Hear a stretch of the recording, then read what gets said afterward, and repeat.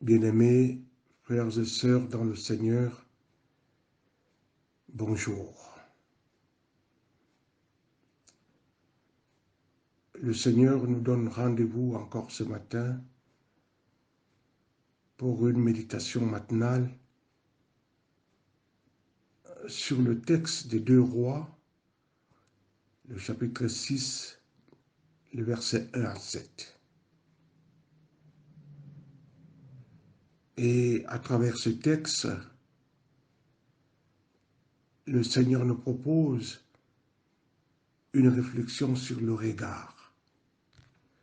Regard porté sur soi, regard porté sur les autres, sur le monde, sur l'Église, regard porté sur notre famille. Ce regard, bien de conscience, surélevé, en dehors des fils des prophètes, selon le texte que nous vous avons proposé, à l'instar de Martin Luther King, l'ont eu comme un rêve, comme une projection dans l'horizon de l'histoire.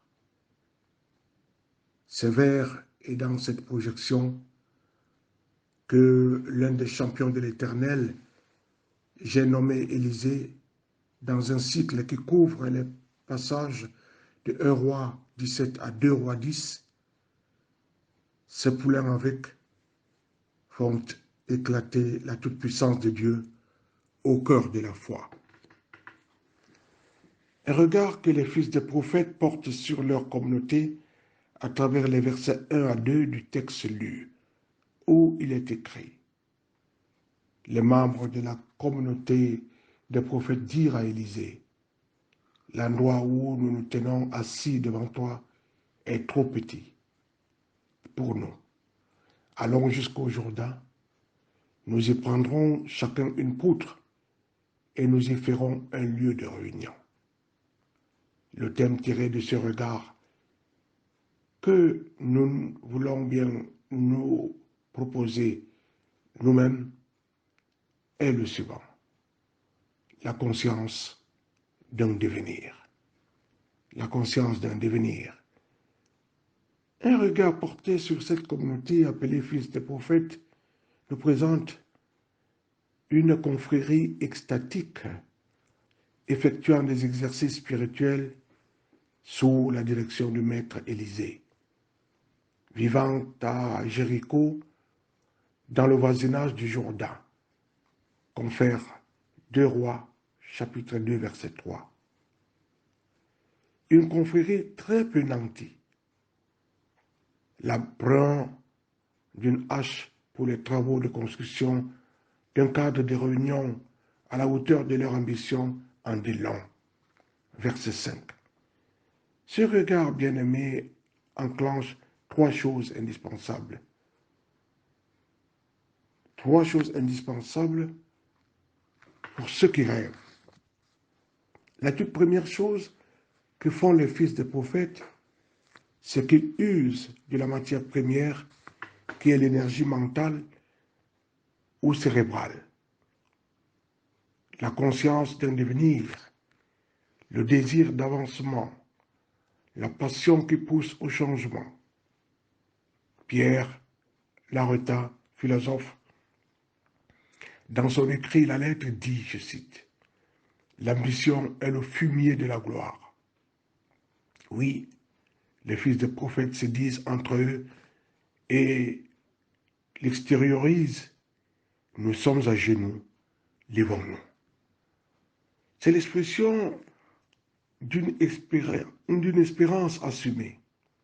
En plus de cette matière première fondamentale, d'un regard sur eux, il y a ce qui apparaît dans le texte, le sens de la vie du corps. Et c'est le mot allons qui ici sonne dans le lointain de la révélation biblique en Genèse chapitre 1 verset 26, autrement prononcé par l'omniscient, l'omnipotent qui enrichit la projection des fils des prophètes dans notre texte par analogie à Dieu, que se présentant comme manquant de moyens de son projet fait appel à d'autres membres pour créer l'homme, même si, relevant-le, cela procède du jargon biblique dit anthropomorphique, et donc celui qui ramène les paroles et les actes de Dieu à la compréhension de l'homme en faisant comme si Dieu était un homme. C'est ici, frères et sœurs, un exemple pour nous, une source qui nous extirpe de l'égoïsme et nous ouvre à l'altérité, nous ouvre au-dessus de l'amour de Dieu qui fonde mon jeu. Une source au centre du ministère du Christ, selon Jean 17.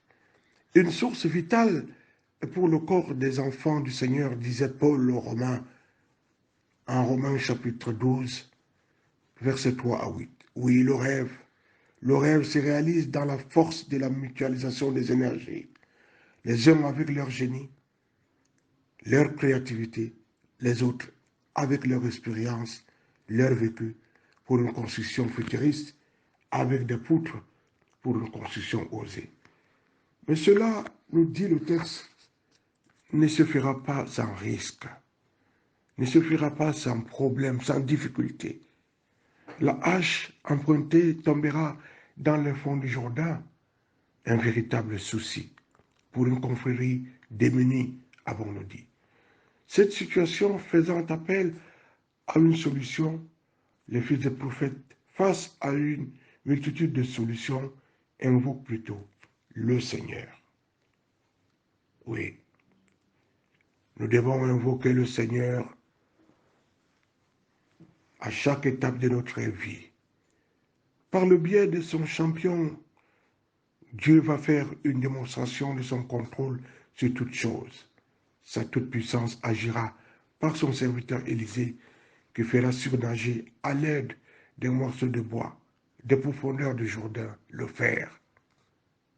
Bien-aimé, le Dieu que nous emploie nous dit qu'en toutes circonstances, invoquons-le, appuyons-nous sur lui. Le psalmiste l'a expérimenté, c'est pourquoi il nous dit « Fais de l'Éternel tes délices, et il te donnera ce que ton cœur désire. » Psaume 37, 4. Le Christ qui nous envoie à sa mission ne nous a-t-il pas rassurés par ces paroles à nous restituées par Matthieu? Je suis avec vous tous les jours jusqu'à la fin du monde. Que le triptyque mis au service de notre regard, de notre rêve, à travers ce récit, mes chers frères, mes chers collaborateurs, nous donne la force de nous propulser dans l'horizon de la vie, de notre pastorale, au moyen de l'Esprit Saint de Dieu.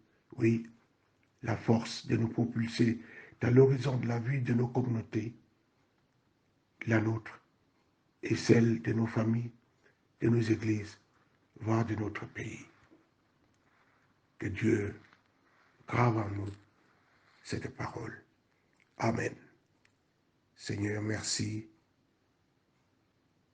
Merci pour ce regard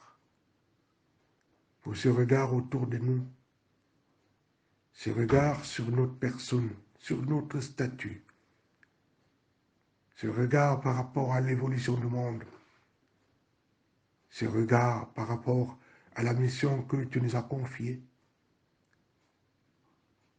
et qui exige une évolution, un développement, qui exige un avancement. Donne-nous d'avoir ce rêve que bien de grands hommes ont eu, et le regard qu'ils avaient sur leur société, et ce qu'ils avaient sur le cœur, savoir que cette société évoluera et qu'il y aura de grands changements. Nous voulons, Seigneur, que tu nous donnes cet esprit pour que nous puissions intégrer dans notre pastoral, dans notre cercle, le cercle de tes serviteurs, ce regard qui nous conduit au lointain de l'histoire, qui nous conduit au devenir de ce monde, au changement de ce monde. Merci, Père, d'accepter que ce regard nous le portions sur notre famille, sur nos communautés, sur nos paroisses, sur nos églises, sur notre pays et sur le pays d'accueil. À qui d'autres irions-nous? Tu as les paroles de la vie en Jésus-Christ. Amen. Le Dieu de paix nous bénisse, nous donne d'avoir un regard futuriste sur tous nos actes, qu'il soit avec nous, qu'il nous donne sa paix, qu'il nous donne sa communion, afin que la mutualisation des énergies, des forces que nous avons au sein de nous puisse nous permettre d'aller de l'avant. La grâce, la paix et la miséricorde soient avec nous tous, au nom de Jésus-Christ. Amen.